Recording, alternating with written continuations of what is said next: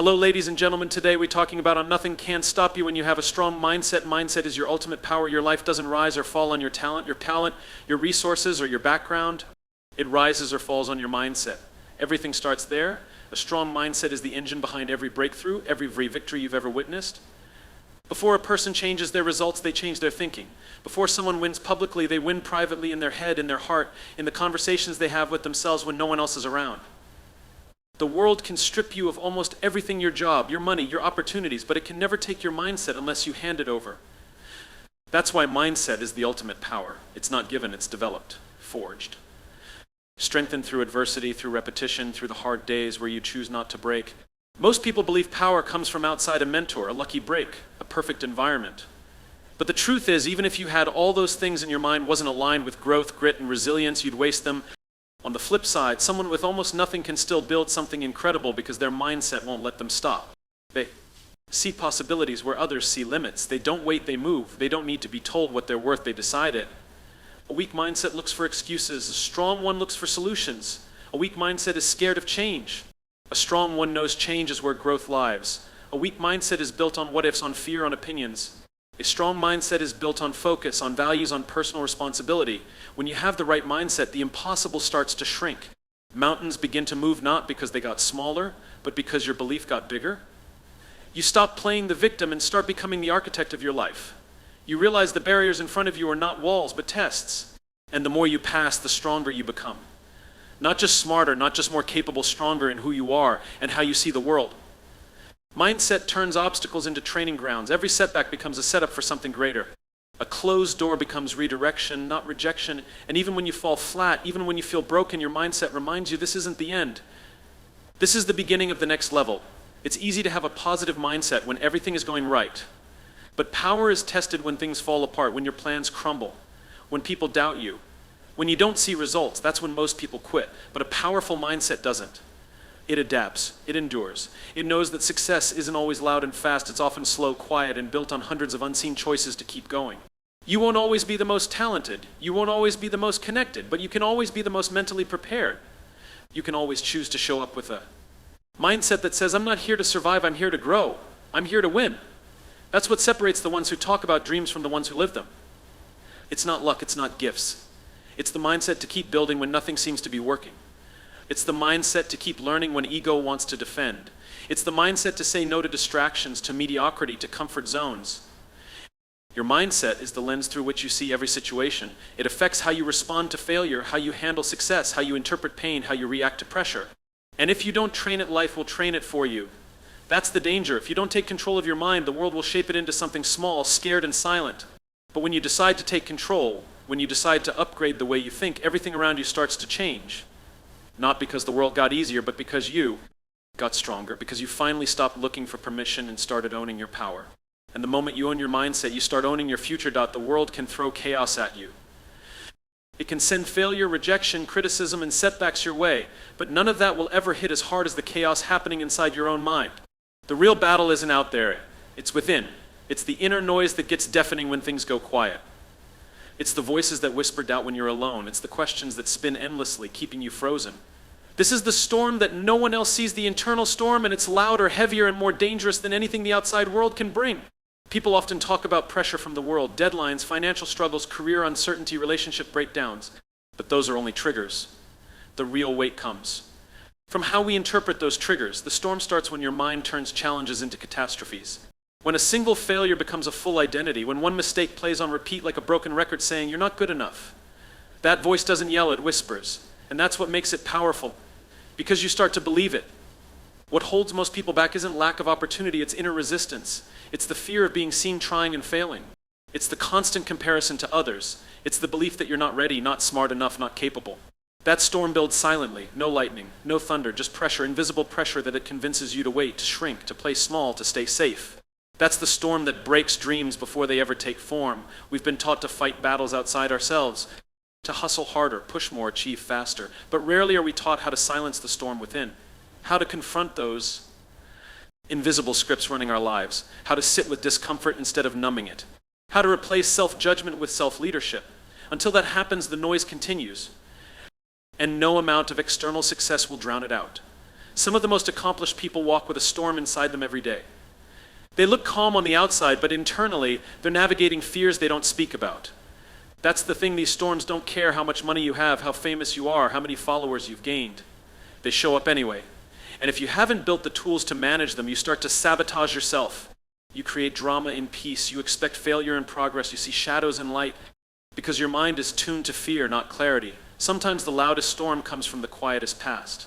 A childhood where love was conditional. A moment where you were told you weren't enough. A failure that left a scar. And you carry those echoes into everything you do, every relationship, every risk, every dream.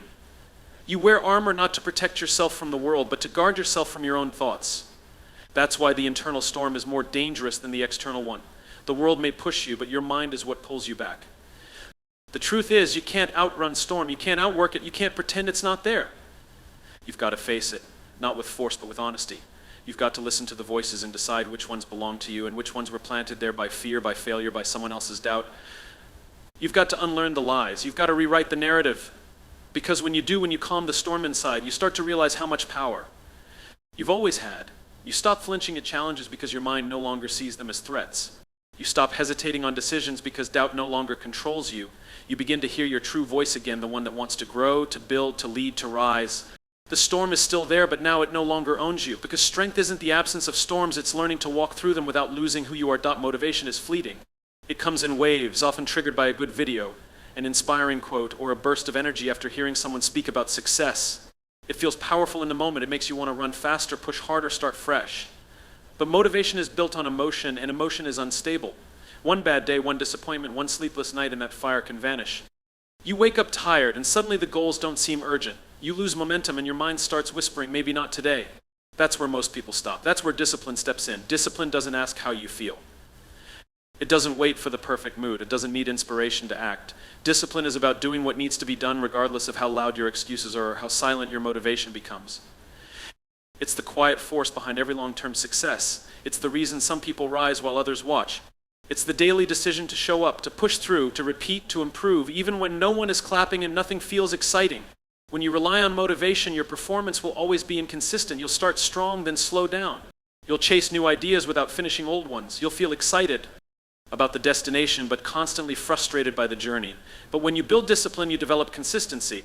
And consistency always wins in the end. It may not look flashy, but it builds results brick by brick, day by day without the drama or the need for hype. The gym is a perfect example. Motivation gets you there for the first week. Discipline keeps you going when progress is invisible. Writing a book, starting a business, learning a skill, you don't finish because you felt like it every day. You finish because you committed, because you refused to negotiate with your weaker self, because discipline became your standard, not your fallback. There's a reason elite performers don't rely on hype. They know motivation is unreliable, so they create systems, they design routines. They train their minds to follow through, not just start. They remove emotion from the equation and treat their craft like a professional, not a hobbyist. The secret isn't that they're always fired up, it's that they're trained to act regardless of how they feel. That's what separates discipline from the temporary spark of motivation. Discipline doesn't feel good in the moment. It demands sacrifice. It tells you to get up earlier, to stay later, to say no to distractions, to push past your limits when your body says stop.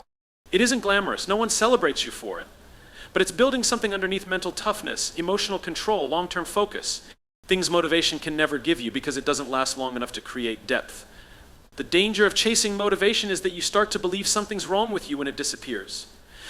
You think you've lost your drive. You start quitting too early, switching paths, doubting yourself. But it's not that you're broken, it's that you were trying to live off a spark instead of building a fire. Discipline is the fire. It's the reason you keep going when everything in you wants to stop. It's the reason success feels earned, not given. The truth is, the most important work is rarely exciting. It's repetitive, it's uncomfortable, it's done in silence. But that's exactly why it works. Because while others are waiting to feel ready, disciplined people are building habits. They're making progress while others are procrastinating. They're practicing patience while others are panicking. They understand that real power comes from consistency, not mood. That's the edge that separates winners from dreamers. Motivation is a spark. Discipline is the engine. Motivation can get you started. Discipline.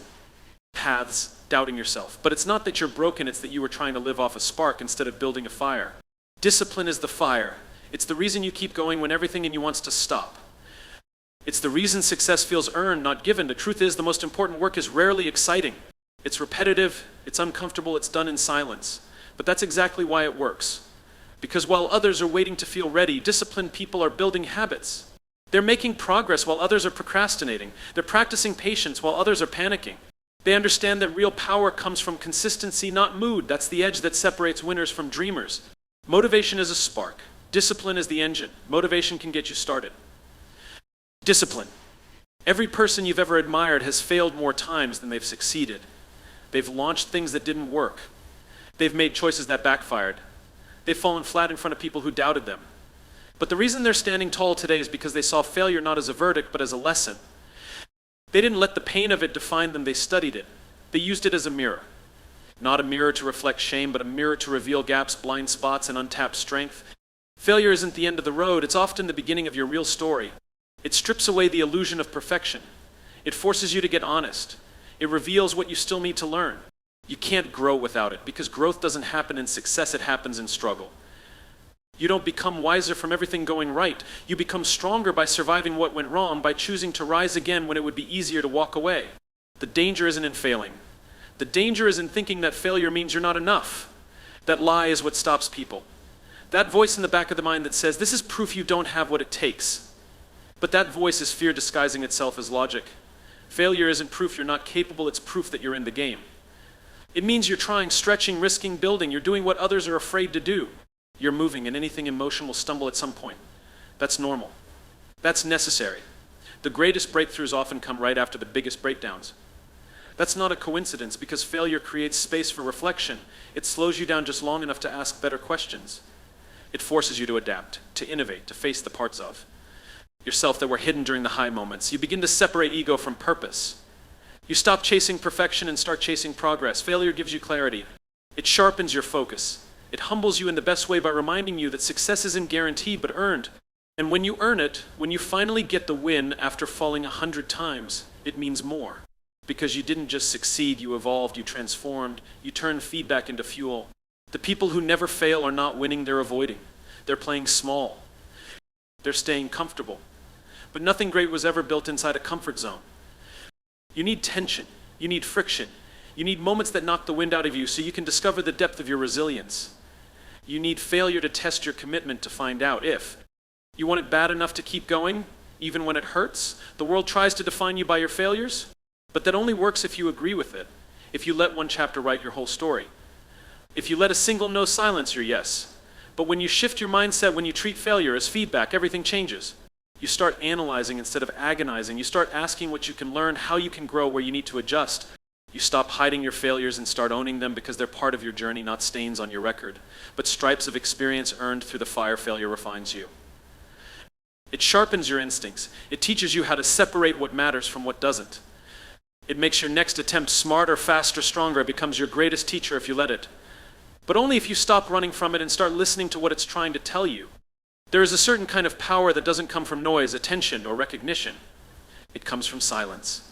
A deep, controlled, intentional silence. The kind that doesn't need to prove anything. The kind that doesn't seek validation. The kind that is steady in the storm and unmoved by the distractions of the world. Unstoppable people understand this. They know that silence is not weakness, it is discipline, it is clarity, it is strength in its most refined form. In a world addicted to noise, it's easy to think that louder is better. That speaking more means knowing more. That being seen means being strong. But those who move the world aren't always the ones shouting. Often they are the ones observing, calculating, listening, working in quiet while others are performing. When you master silence, you stop reacting emotionally and start responding intentionally. You stop explaining yourself to people who aren't committed to understanding you. You stop wasting your energy trying to be seen because you know your results will speak when it's time.